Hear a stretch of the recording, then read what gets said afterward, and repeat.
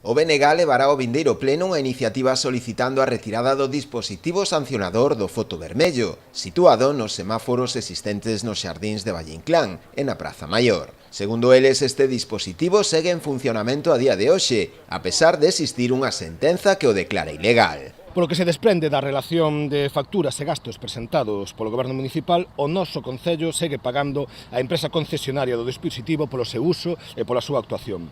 Así pois, no noso Concello seguen poñéndose multas mediante este método declarado ilegal polo Tribunal Supremo. Imaginamos que unha parte das persoas multadas pois recorrerán esa infracción e lle será retirada, como están facendo todos os tribunais, mentras que outras persoas que descoñezan esta sentencia si pagarán, non? Creando, polo tanto, unha situación completamente injusta e abusiva, non? Ao BNG parecenos claro que despois desta sentencia é evidente que o dispositivo existente no noso Concello ten que deixar de ser usado para poñer sancións de tráfico.